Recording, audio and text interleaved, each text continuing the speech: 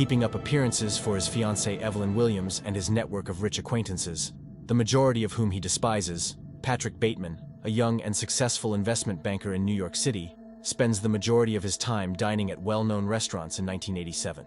At a business meeting, Bateman and his colleagues proudly display their business cards while discussing their ideas in detail. Bateman discovers a homeless guy and his dog in an alley at night and murders them because he thinks his co-worker Paul Allen's card is superior.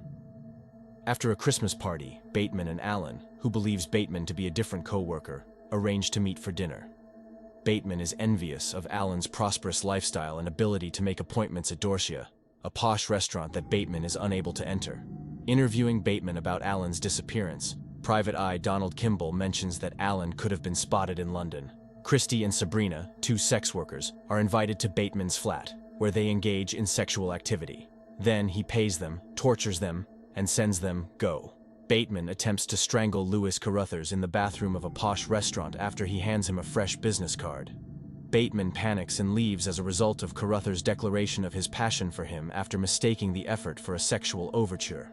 Kimball, who is now wary, interviews Bateman again after witnessing him kill a model and store her severed head in his freezer. The next day he invites his secretary Jean to dinner, suggesting that she meet him at his apartment for drinks. Bateman is about to kill her with a nail gun when he receives a message from Evelyn on his answering machine and desists. During their lunch meeting, Kimball tells Bateman that a co-worker of his claims to have had supper with him the night of Allen's disappearance, solidifying his alibi.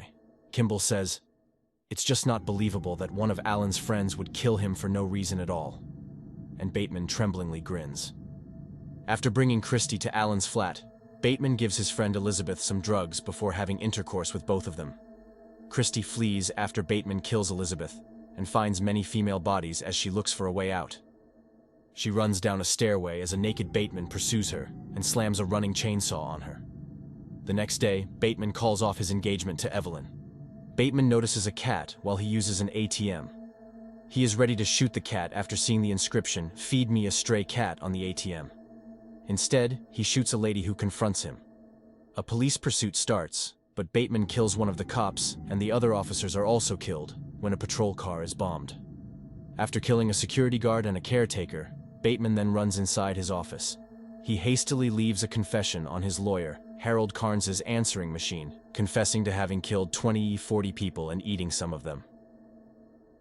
The following morning, when Bateman goes to clean Allen's flat, he discovers that it is empty and up for sale. Before requesting that he leave and not return, a realtor cryptically informs him that the flat does not belong to Allen.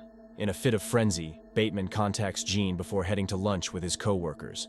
Bateman's work notebook contains vivid, in-depth drawings of murder and mutilation, which horrifies Jean.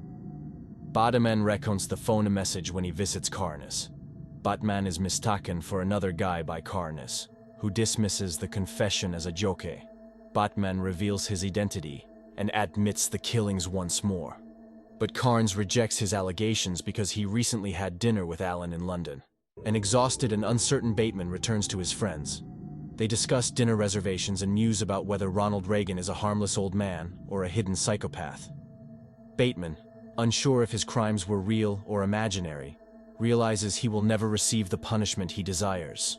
His narration declares that he is in constant pain, that he wishes his pain inflicted on others, and that his confession has meant nothing.